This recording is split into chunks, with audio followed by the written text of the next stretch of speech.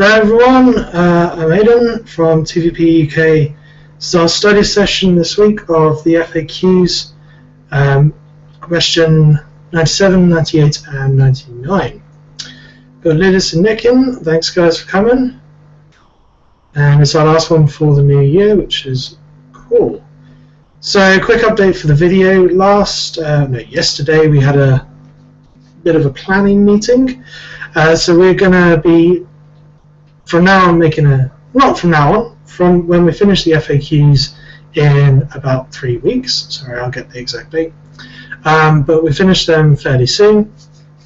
We'll be making a few changes. So the fourth Sunday on the month, we're going to have a hangout as a planning kind of hangout. So anyone can come there, but we'll try and organise what we're doing the next month or kind of our long-term goals over the year, so that's open to everyone. And then we're going to rotate into our 1 week study session where we're going into the TVP magazine, article by article. We'll get a schedule kind of sorted up before we go into this.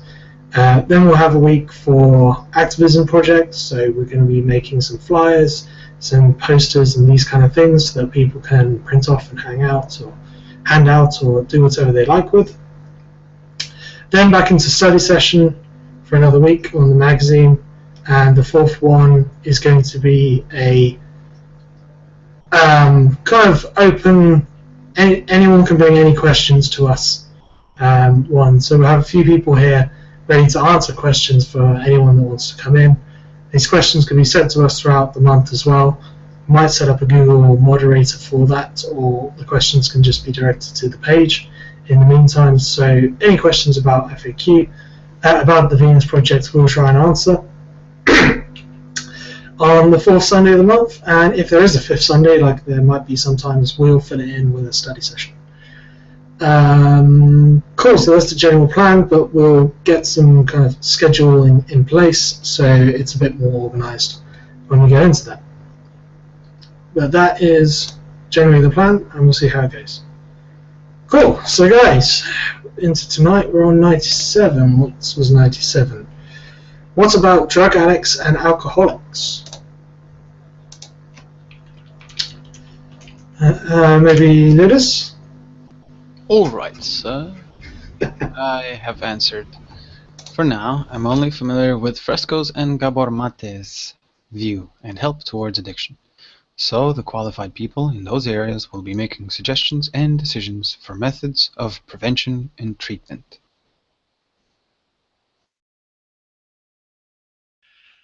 I'm not sure that I'm qualified to answer this, even with what I wrote, anymore, bearing in mind I'm having a glass of whiskey. Happy New Year, guys. I said that I think in a resource-based economy, less people would feel the need to rely on such substances, but if anyone was addicted to a harmful drug, then they would be helped using the latest methods available.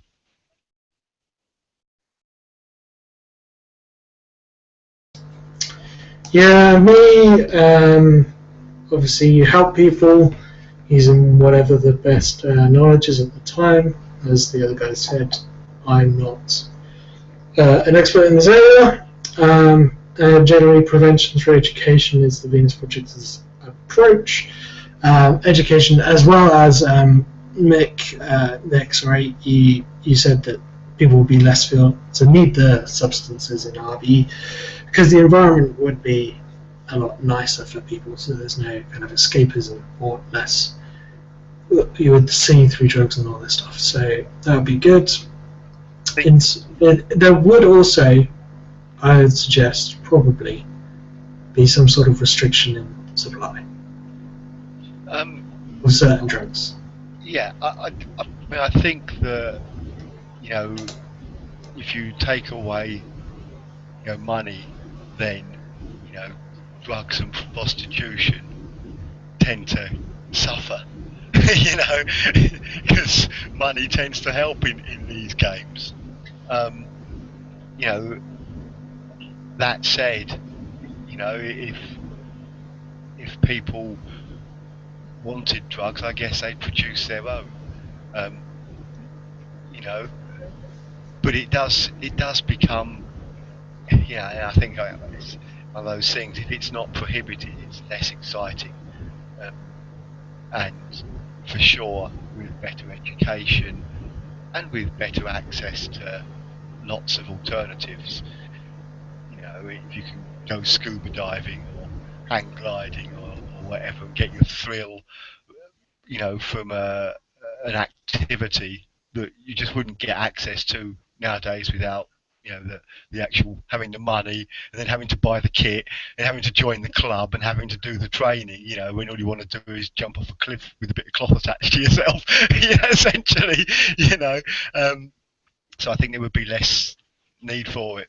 But as I say, I'm having a whiskey, so I'm not sure I'm qualified to answer this question on any level whatsoever.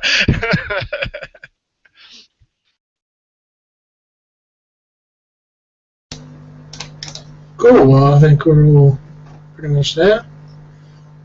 Let's just get to the real answer.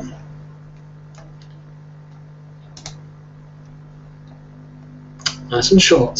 Okay, question 97. What about drug addicts and alcoholics? They can be educated out of the need for requiring artificial stimulants. Life would be much more interesting, exciting, and always evolving. All drug addicts would be taken care of and provided with the necessary treatment to overcome their problems without the dependence on drugs, alcohol, or tobacco, or that price tag. Not using money would eliminate the sale of drugs, prostitution, etc. In a society where people are brought up with access to information and resources, there would be far less stress and need for these artificial substances. Exercising better methods of understanding others and the world around them will serve to relax people or bypass tensions overall. People would also learn how to express themselves without needing substances to say what they think. I didn't even think of that. Yeah, because how about that little bit of boost, little bit of courage, right? All that shit, Courage for what? Well, talk to your fellow human being? Jesus. But it's true, but it does exist, Yeah. and I completely understand. Oh, yeah. The interesting thing for me is drug addicts will be taken care of and provided with the necessary treatment to overcome their products. Not, we're just going to keep supplying you with heroin. Yeah. I mean, if anything, really, just comparing, it usually seems to be the case. It's just all of our answers are actually there collectively. Nick, you mentioning if you take out money, usually these things tend to disappear. I mean, that's almost word for word. Fucking hell. What? I know what you mean, but at the same time, at least people who are already in the cycle. The removal of money is not going to do anything to their need. It will destroy the underground infrastructure that provides that need.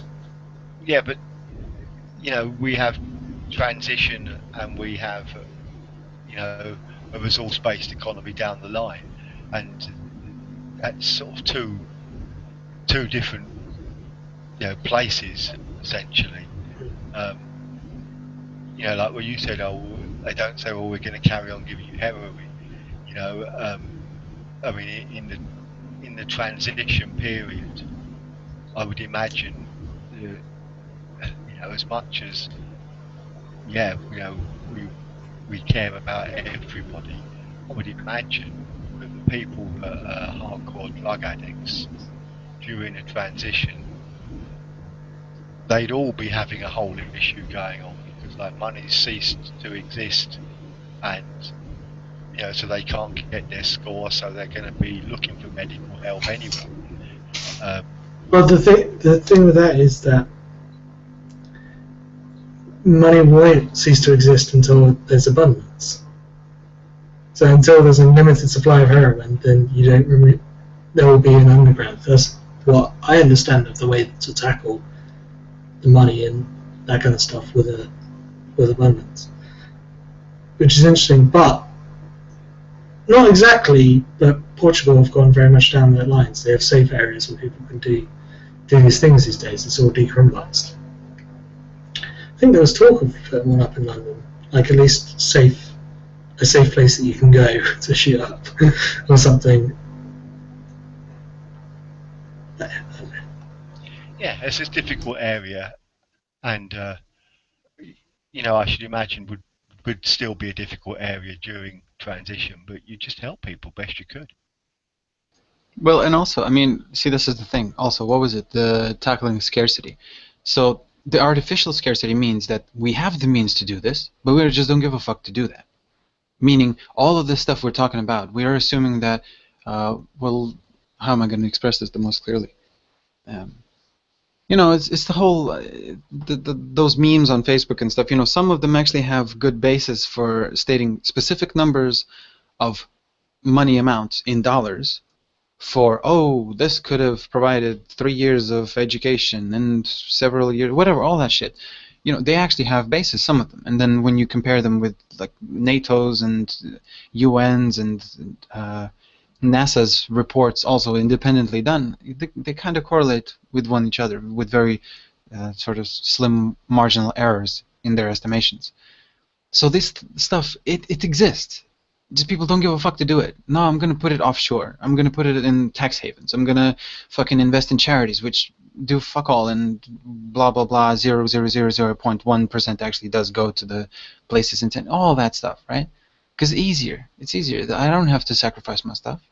Anyway, but regarding the clinics and stuff like that, that's assuming that there's going to be hardships constructing these buildings or providing the professional staff to take care of these buildings and then in turn take care of the people who need the services of those buildings and the staff. But then the point of this transition is going to be to literally throw full force all the resources, human and otherwise, at the problem areas. And I mean, that's again understanding that it's only going to get done after the survey of the area where the assumingly first experimental city would be built. So it's there. Only then, after the planners and the technicians and the engineers and whatever has worked out the kinks, then the populace can start to come in, because the city then would be open for that population, and everything is good. But then the facilities would be there not to somehow, you need to buy a new dress, this is a new season, like all that, fucking forget it. It's literally, what do you need? Well, we have these things to take care of what you need. So it's a drastically different system altogether, just even from the foundation, even from literally from the rubble, so to speak. So all these difficulties, that how we imagine how difficulty it may be to get to that point, we're underestimating how much we may have from the start. And again, that's all assumptions and fantasies and shit like that, but it'll all obviously depend on how much whatever country or government or governments or countries sponsor or give, all that. I don't know, rambled on, sorry. No, I totally agree.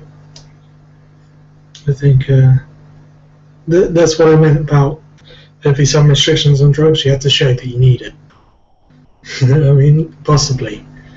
But then, I don't know. It's very hard to see,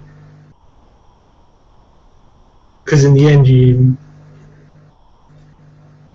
it's just all education, it's all advisory. There is no line. Well, it's just how many tools. Not necessarily. It's just how many tools and what kind and up to what quality of tools are available to us at the time. If there's anything at all close to an optimum level of tech, materials, resources, and staff available as Jacques would like, right, in order to actually show at least the bare bones of what could be done, if sufficient amount of stuff is given, right, to the TVP proposals, then we might not even be talking about nurses and doctors looking at you. We might be talking about something akin to IBM's Watson prototype, which is now being used all over the certain hospitals in US, for instance, to do exactly that, to fucking match patterns.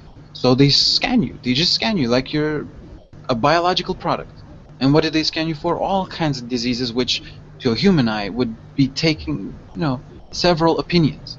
Well, what about if this one simple scanner contains humanity's whole fucking history of opinions of doctors on this particular matter? You're saving so much time, so many resources, so many people's brains, eyes, and all this other stuff all of a sudden freeing up other people to come up with all kinds of different stuff, which may be useful, may save lives, may prevent, future addicts. But so again, depending on, this is sort of a more optimal level of where we would like to be. But obviously, before that, if we don't get enough, well then, yeah, you're back to nurses looking at your eyelids and fucking blah blah. Are you pissing green or whatever it is? Yeah. Very interesting. But at some point, you got to consider, do we invest in making non-detrimental heroin? Non-addictive.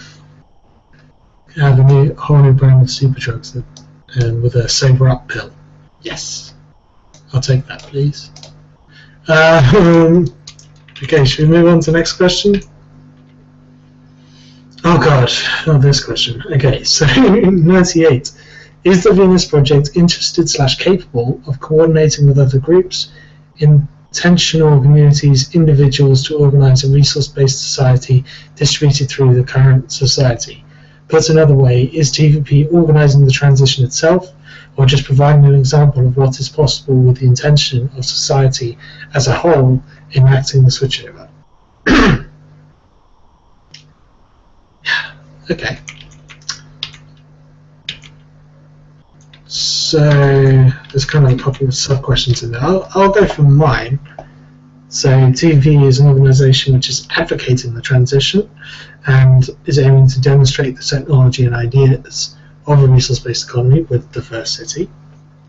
As to working with what the words they said, groups, intentional communities, individuals to distribute through the current society, well, just look at what they've done in the past and basically no, they're not interested in doing what that person seems to think is the only way to do a transition. They're interested in doing the transition their way, and they're not shy from pulling a few punches and all that stuff. They're looking to the future. TVP is, me and the guys were saying a little earlier, will change over time, as all things do. Maybe looking at when Jack departs, then who knows what will happen in the future. But as to now, that's that. And just generally, my main thing is that isn't the only way of doing a transition. So, silly question. Nick, maybe you want to follow up, because mine is the longest, I think. Okay. I said that the TVP would collaborate if there's actually someone to collaborate with. Which, as you pointed out, Aidan, there's certainly people who aren't actually collaborating. But if there was people to collaborate with, then sure, I don't see why not. And obviously at present, the TVP has no power to initiate any transition, so essentially it is providing just an example at the moment, but it's wishing or willing, in fact, to do more than that. Over to you, Louis. All right. So, I said, the grammar here is very convoluted. Intentional communities, as opposed to accidental. To organize a resource-based society distributed throughout the current society. The current society is incompatible with a resource-based economy due to things like infinite growth and planned obsolescence. I personally can't get over that, but obviously you can pick holes in my argument later if you guys want. Can TVP collaborate to bring about a transition to RBE? Yes. More importantly, how well do the collaborators understand the proposals laid out by the Venus Project? Jacques stated many times that they will work with any country, any government, so long as they don't dictate policy. And this is a direct quote. Further, I do recommend anybody concerned with this kind of issue or something to do with how to build a city now, or why would people build a city now, or under what circumstances can they do so, please do listen to 2011-2012 TVP online seminar named Building a TVP City Now. It covers this topic pretty well.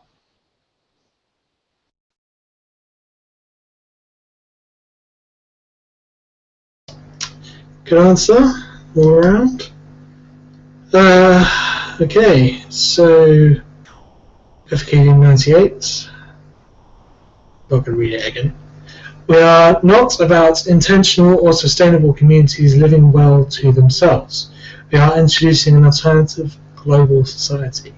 If there are intentional communities that are interested in working with us towards the aims and directions of the Venus Project, we would welcome this, but we know of no other groups who have been advocating this direction. We have always been trying to inform people, groups and communities about the alternative direction. We can use all the help we can to bring this about. At this stage, we are not in a position of power in order to make a transition. We would like to initiate as much of it as we can if we get the opportunity. We are always working towards this. I do have something to add. That addition is when I did get the very lucky opportunity to go to Venus to see Jacques and Roxanne. I did ask Roxanne because there was literally a person. You can stay in a hotel basically, which is very close to the actual research facility. And in that facility, we came back. We came back from the TVP center, and we talked to the receptionist and told her about our venture, and we met Jacques, and she knew about it. She seemed very savvy of it. But she did make one remark, saying that it's very sad it's gonna die with Jacques. And I sort of asked, what do you mean? She said, well, there were other business people and multiple investors who actually visited the facility, but they said that he's not interested. And I thought, well, what the fuck? I mean, literally, it's just that kind of feeling, you know, when you're convinced that you're correct in your statements in your defense of Jacques, but then there's always this doubt. Like, what the fuck? Is there something going on I'm not sure of? Are they fucking siphoning money from people who already don't goddamn have it, and they're raising all these Kickstarters and shit? We came back to the compound. We forgot some items, so that was a very good opportunity, obviously, to ask Roxanne also, what the fuck is all this about? Why am I being told this information and we're told the other? And she said, so the fact is, yes, there are multiple people who visit the compound with intentions of building cities. Now, this is the caveat. Not in any shape, way, or form is it going to be what Jacques wishes it to be, or built for the purpose Jacques envisions it for. What they would be served for is a megapolis, is a rich fucking store, is basically a massive, massive, giant supermarket. So when Jacques says, don't dictate policy, these people come in with a bunch of money saying, yo, you're going to build us a high-tech store? What would you expect the answer to be? But so again, you know, it's always difficult. In another lecture, also in a meeting with in 2011 somewhere in Scotland, there was a sit-down, and Jacques clearly stated that it looks bad when I try to defend myself because all of a sudden, you know what I mean? It's one of those things. It looks suspicious, and so he actually talked to the members, saying maybe you can talk to them. At the time, it was certain members of the group who were criticizing Jacques. Why aren't you being transparent? He had an answer for that, but settling in terms of why is this done or not done, there are, again, multiple lectures. I mean, I understand it may be scattered. It's not all in one place, so it may discourage people from checking it out.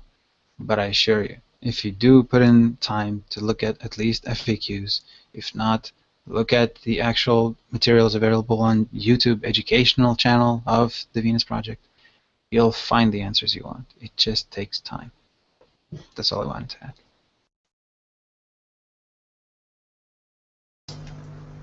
Very nice, thank you very much. Do you like the story when you pull it out, Lidis?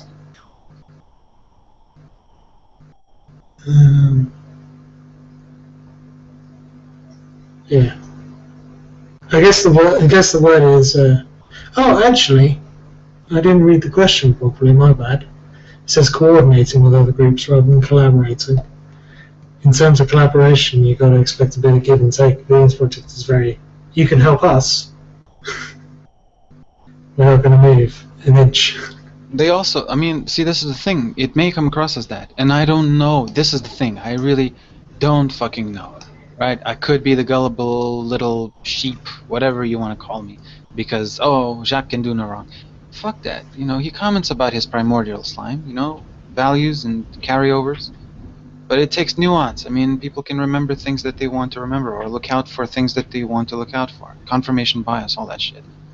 But I do remember very clearly a question in 2011 TVP online seminar asking if there was an organization which is already doing a lot more work and is much further down the transition into an RBE, would you drop your plans and start assisting them? Immediate answer was yes, of course. That would be nice. Both Jacques and Roxanne.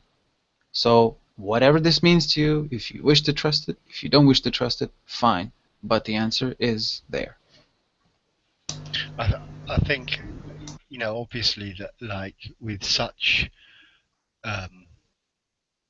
such a grand idea, really, you have to have, you know, your principles, and, you know, obviously, like, seeing a city built and it being a mega mall, you know, is not part of the way forward. It's not part of the solution. It is, in fact, part of the problem. And, you know, Jack's never, ever wanted to be part of the problem, and he's always looked to be presenting solution, you know, making solutions available. So, you know, good on him for turning away, you know, the people with lots of money. You know, yeah, sure, you need the people with lots of money in this society, but it's no good if they think that they can pull your strings, and they think that, you know, you can build my idea. You know, we can have your shape and my idea. You know, it's no good. You know, and that's always been the problem with this idea, hasn't it? We know that it really does. It's a global solution. You know, and people are so fallen over on that little idea of this space is mine. You know, let's solve Europe's problems. Let's solve the UK's problems. You know, let's solve America's problems. It's one fucking planet. You know, you have to deal with it as one planet. And if we actually were thinking of this as one planet, and TVP was, you know, had evolved to the point where there was enough people, where it had reached a critical mass, you know, globally in all countries, as we now call them, you know, then actually the money would matter a whole heap less then, and you know, the idea would just start to grow because we would all be wanting to facilitate it. You know, and I loved your example, Louis, where he, you know, like as you said, obviously there's another outfit that was doing it, and down the line, would you just drop the TVP and go yes? And it's so obvious the answer, isn't it? That's not a difficult question. You know.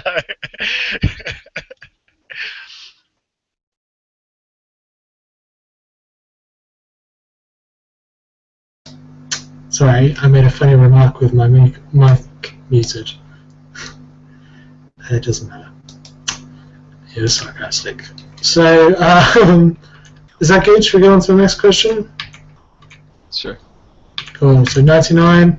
How do you think people react to your proposals that I would label virtual proposals about the future of the world? What is your relationship with them? How important is fulfillment in terms of credibility and concrete experience? My answer, what the hell? That's my reaction to that question, because I have no idea what it's talking about, apart from the tiny little bit, and it's probably what most people's reactions to TVP, if they've had no kind of backup or kind of breaking into the ideas. And I'm not sure about this credibility question. I don't know what that means. And you said virtual proposals, so I just kind of said, at the moment, yeah, some of the ideas do need proving, hence the aims and proposals, hence the experimental city which will be built to test the ideas. So, yeah, I don't know. Nick, you want to go, or should I? You go, mate.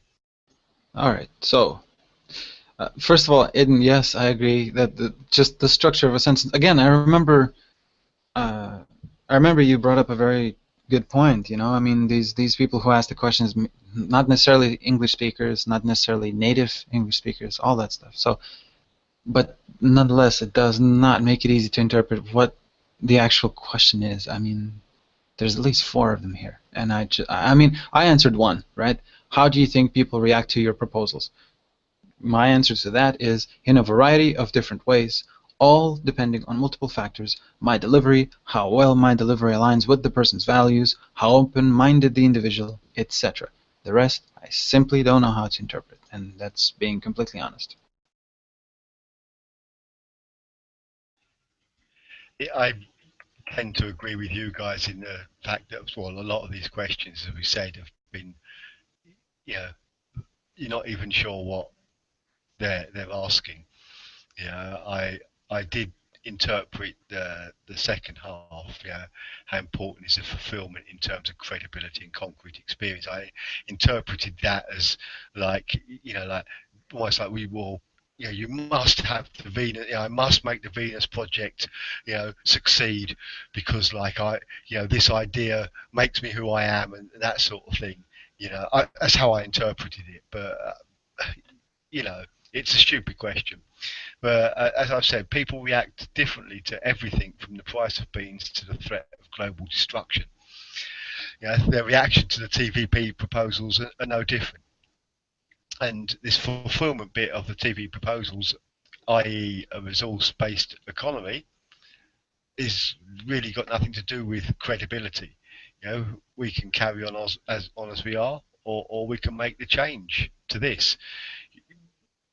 Obviously, the Venus Project want to make this change, but it's not because we want to prove it can work.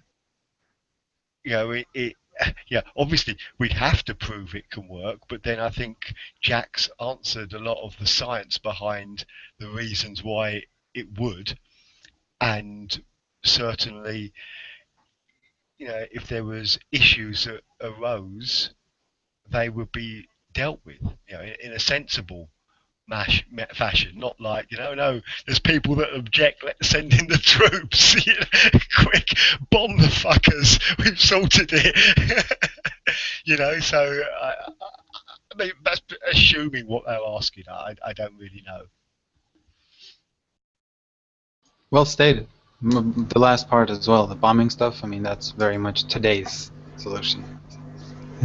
Protesters are the unfortunate best example. Water cannons, fucking gas, tear gas, and spray, all that shit.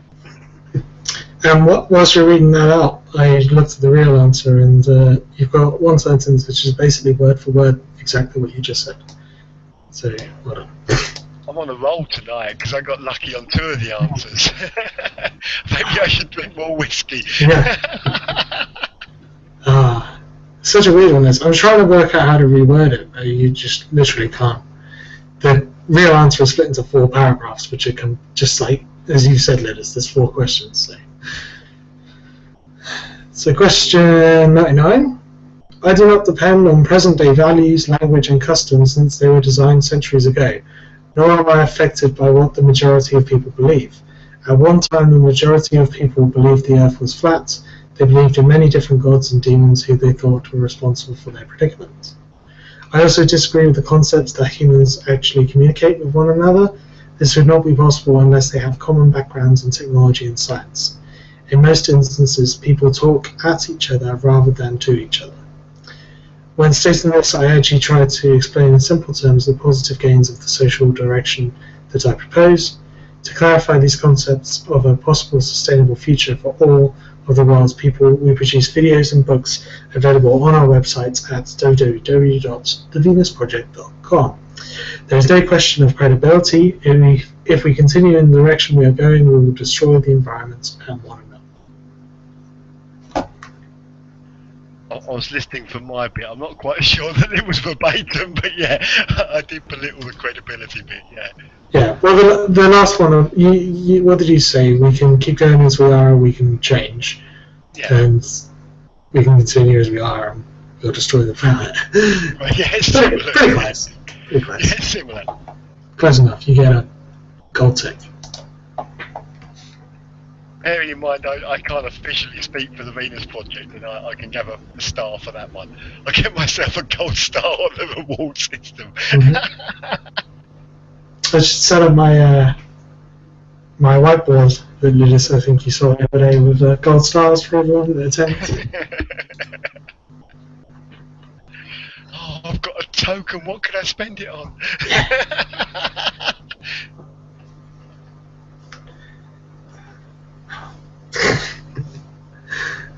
I do love the listening tokens. The thing is, video games do that. I know this is completely off tangent. It's true, though. It's true. You get 1 million gold pieces and it's worth nothing. Even virtual, like even in the game, if you're pretending that a pixel bike or whatever is something, it's still like just not good. You have to pay like a ridiculous amount of money. There's been many computer games where the acquisition of currency has been just equates to the time you put in, you know. And if our current profit system, you know, was similarly based, then a lot of people would be a whole lot richer, wouldn't they? You know, we probably wouldn't be sitting here because we would have so much money because of the time we put in. Because kind of we've all got equal time, haven't we? You know, it's like, but yeah, stupid bloody society. I still like. There's a game. So I don't play Monopoly anymore. Well, I love board games, but I do not play Monopoly. There's just a fight waiting to happen. But there's a game that's like reverse Monopoly. It's called Go for Broke, and it's really cheap and quite old. But I love it. You start off with £1 million or dollars or whatever, and you just have to gamble it away like as fast as you can. It's just hilarious. But completely off topic. Man, this is so... I was typing away saying basically any further conversation, if it pertains to the last question, let's keep going, but if not, let's just not bore people with... Oh, man. You're right. I think we're probably done. That was a weird question to end on, so I'm not sure if there's too much to go over. Nope. Okay, so thanks everyone for watching, and check us out next week.